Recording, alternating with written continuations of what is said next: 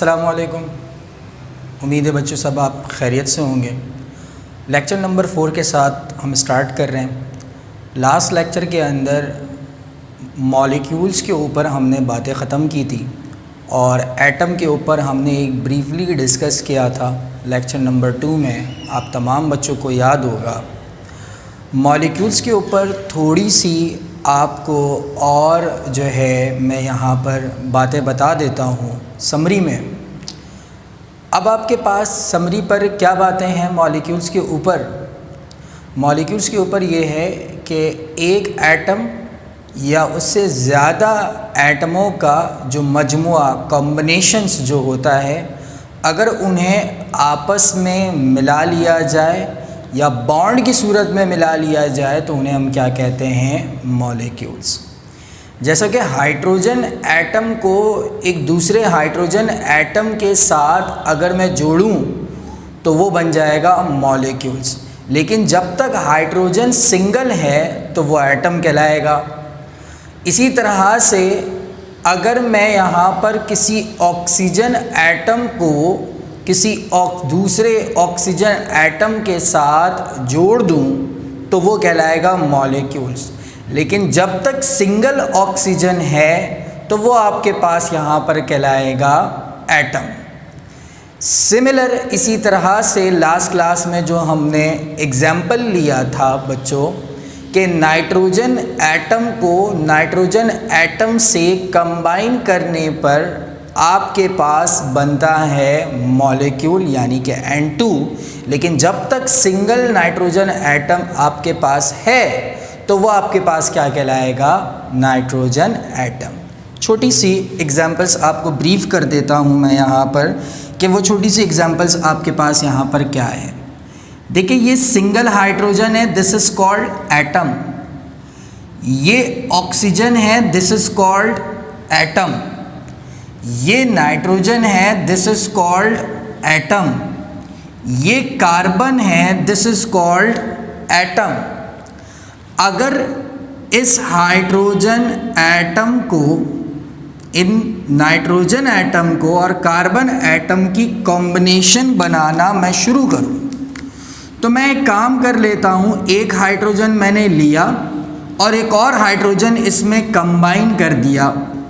जब मैंने कंबाइन किया तो मैं उसको कुछ यूं लिख सकता हूं H2 की फॉर्म पर। तो ये वाला जो पार्ट है, ये पार्ट आपके पास क्या कहलाएगा? मॉलिक्यूल्स।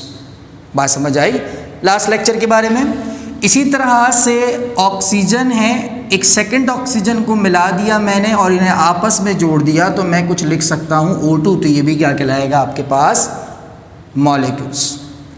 सिमिलर नाइट्रोजन को अगर नाइट्रोजन से जोड़ दूं तो ये भी आपके पास कहलाएगा N2, तो ये भी क्या कहलाएगा? मॉलिक्यूल्स।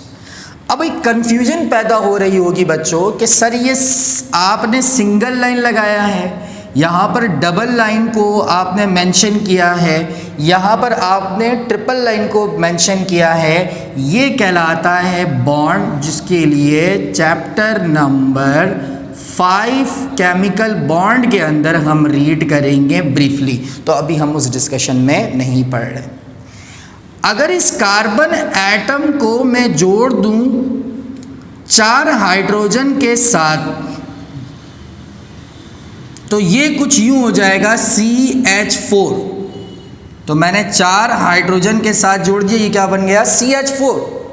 इसी तरह से इस नाइट्रोजन एटम को मैं जोड़ दूं अगर 3 हाइड्रोजन के साथ तो ये भी क्या बन जाएगा आपके पास? NH3। तो ये भी क्या है? मॉलिक्यूल्स। ये मॉलिक्यूल्स की कौन सी फॉर्म है?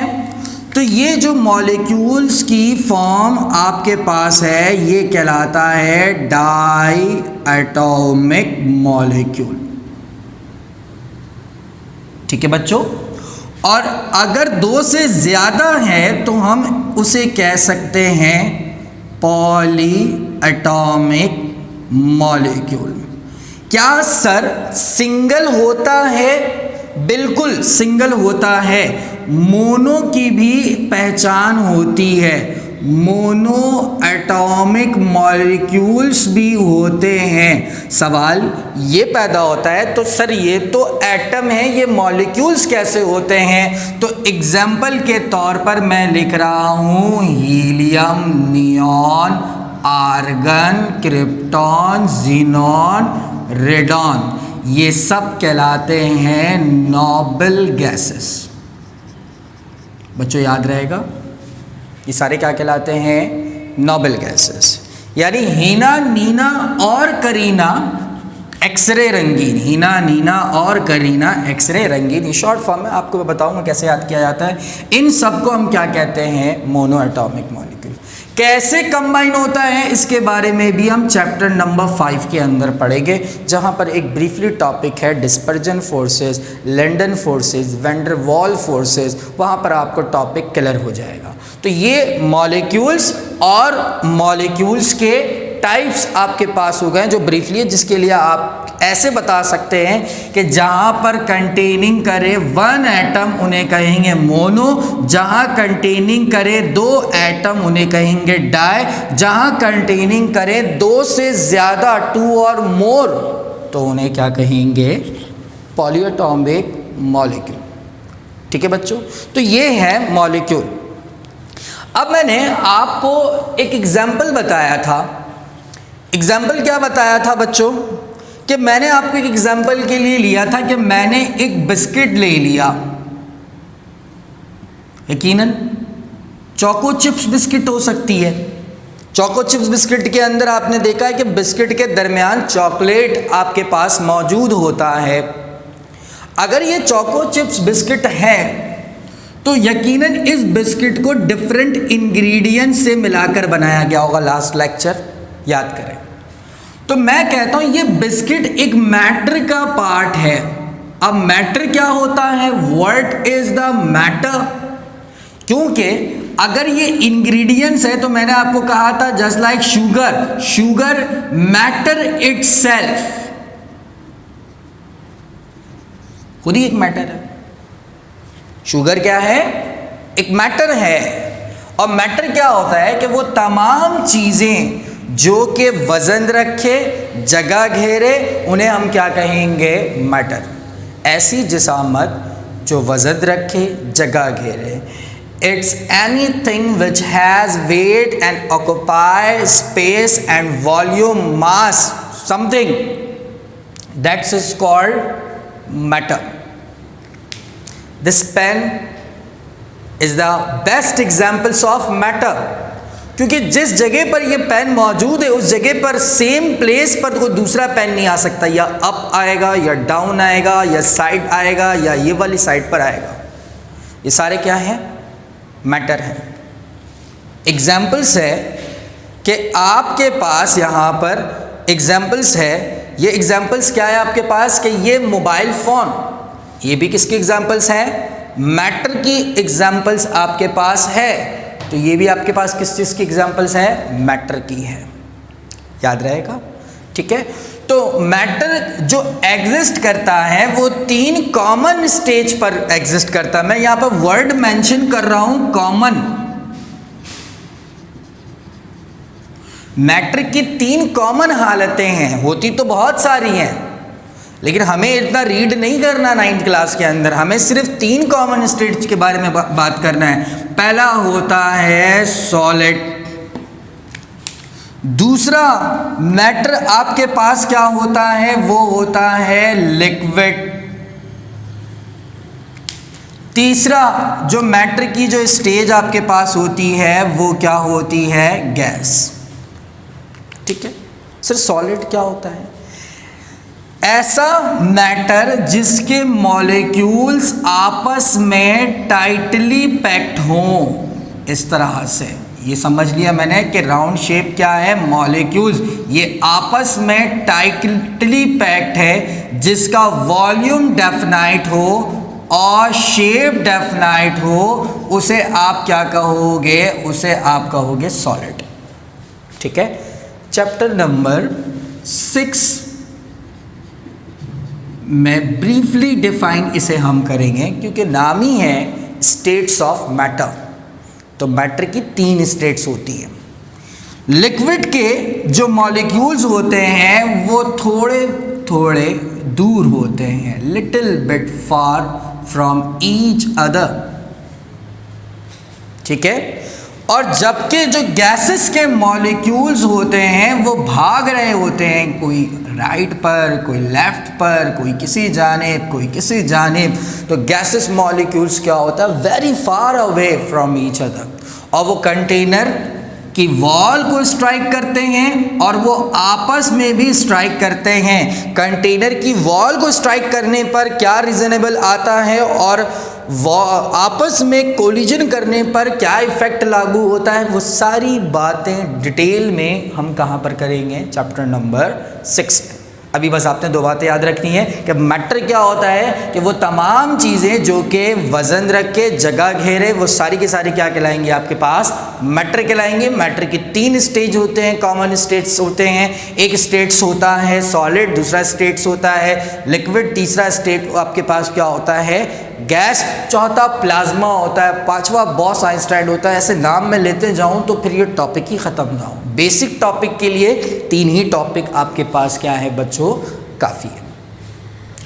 तो बिस्किट को डिफरेंट इंग्रेडिएंट से बनाया गया और हमने ऐसा ले लिया कि जो शुगर है उस शुगर को हमने क्या कह लिया कि शुगर ही एक सब्सटेंस है, जिसे हमने यहाँ पर क्या मान लिया, मैटर।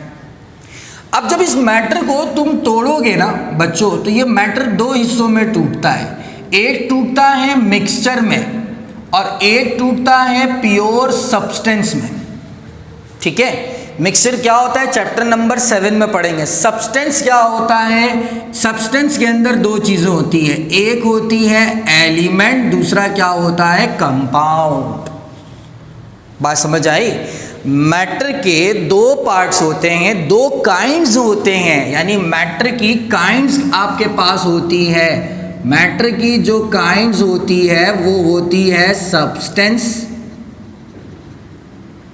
और दूसरी चीज़ होती है मिक्सचर।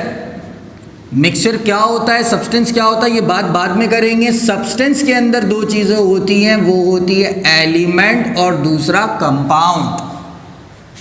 देखो बिस्किट डिफरेंट इंग्रेडिएंट्स में शुगर क्या है, मैटर इटसेल्फ। जैसा कि शुगर के अंदर कार्बन मौजूद है, हाइड्रोजन मौजूद है, ऑक्सीजन मौजूद है डिफरेंट क्वांटिटी पर। तो carbon, this is called carbon atom, hydrogen atom, oxygen atom, और इस एटम को ही तो हम क्या कहते हैं, एलिमेंट।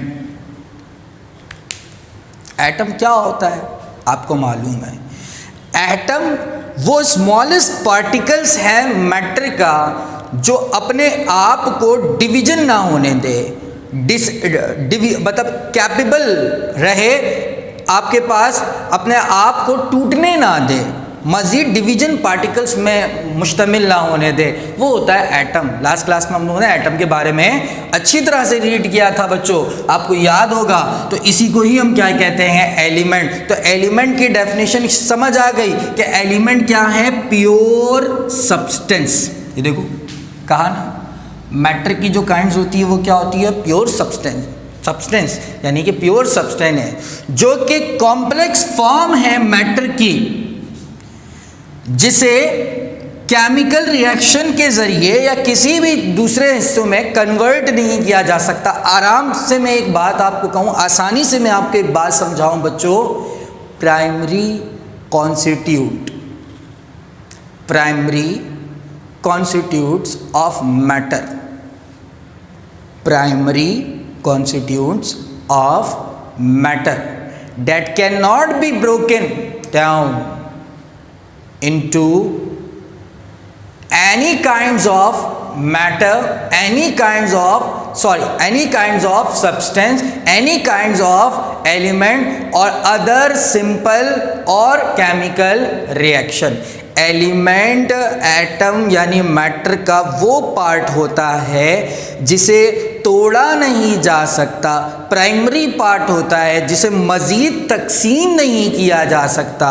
जैसा कि एग्जांपल्स के तौर पर मैंने लिखा हाइड्रोजन, मैंने लिखा कार्बन, मैंने लिखा ऑक्सीजन, मैंने क्या लिखा बच्चों, नाइट्रोजन। बात समझ आई? तो आपके पास कार्बन, हाइड्रोजन, नाइट्रोजन ये सारे एलिमेंट हैं, और अगर जब तक सिंगल हैं तो हम इन्हें एटम्स भी कह सकते हैं, और जब ये कॉम्बिनेशन पर आते हैं तो हम इन्हें क्या कहते हैं, मॉलिक्यूल्स कहते हैं। ये बात आपने याद रखना है। तो एलिमेंट की डेफिनेशन यहाँ पर मेंटेन की गई हुई है। अब जो दो अहम बात मुझे यहाँ पर करनी है, वो दो अहम बात यहाँ पर क्या करना है मुझे, वो करना है कंपाउंड से रिलेटेड। कंपाउंड से रिलेटेड क्या है कि a compound is also pure substance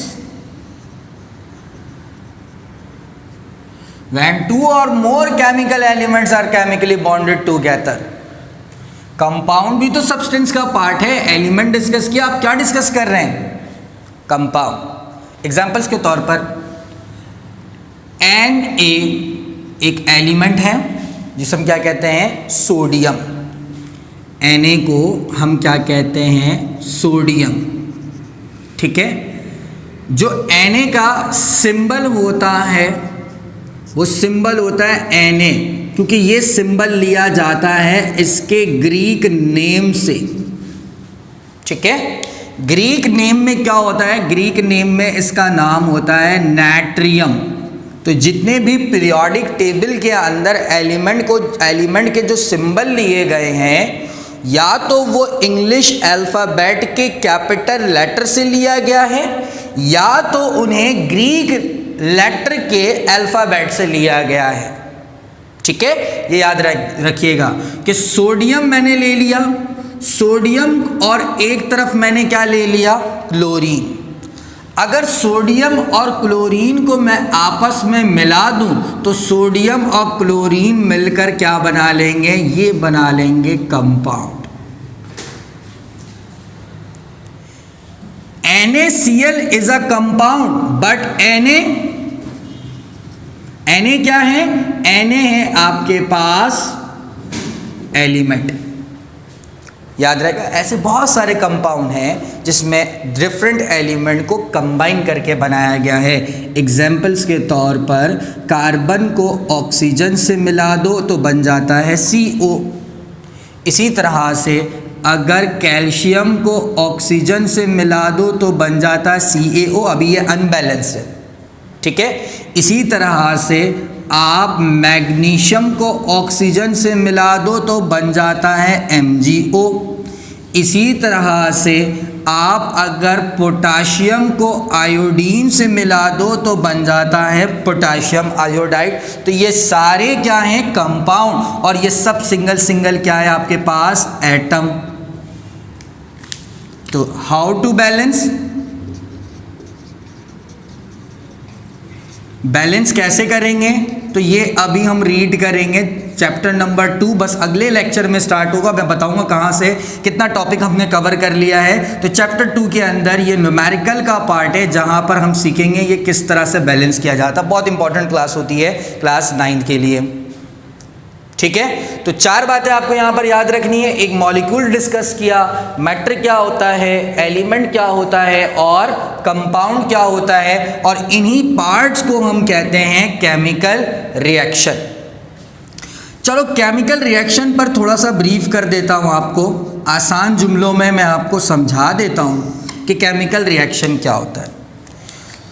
तुम सारे बच्चों को ये मालूम होता है कि सोडियम पर 11 इलेक्ट्रॉन होते हैं और क्लोरीन पर 17 इलेक्ट्रॉन होते हैं।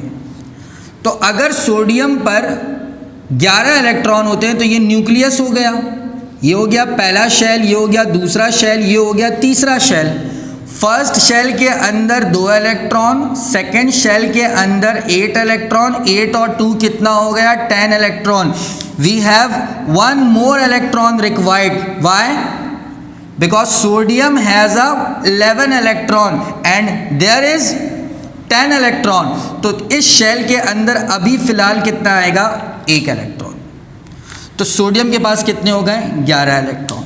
रूल्स क्या कहता है?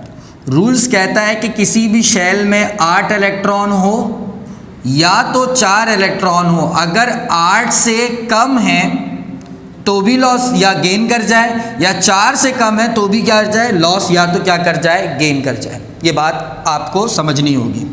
इसी तरह से ये 17 हैं तो ये हो गए 2 और ये हो गए 8, टोटल 10 हो गए. यहाँ पर कितने आएगा 7. तो इसके आखिरी शेल के अंदर 1 इलेक्ट्रॉन मौजूद है, 7 इलेक्ट्रॉन मौजूद है लास्ट शेल में, और इसके आखिरी शेल में 1 इलेक्ट्रॉन मौजूद है. अब बताओ कहाँ पर कितने इलेक्ट्रॉन चाहिए? तो हमारा रूल क्या कहता है कितने होने चाहिए 8. तो यहाँ पर कितने कम है 7 और यहाँ पर कितने कम है 1. तो तुम बताओ क्या करना चाहोगे? 7 को 1 देकर कंप्लीट करना चाहोगे या 1 में 7 ऐड करना चाहोगे? तो आसान पॉसिबिलिटीज क्या है कि 7 में 1 इलेक्ट्रॉन ऐड कर दो 8 हो जाए. तो सोडियम अपना 1 इलेक्ट्रॉन ट्रांसफर करता है क्लोरीन को और इस तरह से सोडियम क्लोराइड बन जाता है. इसी को हम कहते हैं simple chemical reaction. Simple chemical reaction क्या होता है? Exchange of electron. बस, ना न्यूट्रॉन ना ही प्रोटॉन, एक्सचेंज ऑफ इलेक्ट्रॉन. मैंने शॉर्ट करके बता दिया सिंपल केमिकल रिएक्शन को एक्सचेंज ऑफ इलेक्ट्रॉन कहते हैं. यहाँ तक रखते हैं. इंशाल्लाह नेक्स्ट क्लास के अंदर चैप्टर नंबर 2 की तरफ हम आगे जाएंगे और वहाँ से हमने काफ़ी सारे बेसिक टॉपिक्स को जो है वो कंप्लीट कर लिया. असाइनमेंट के थ्रू हम बात करेंगे. यहाँ नेक्स्ट क्लास में आपसे मुलाकात होगी. अल्लाह हाफ़िज़.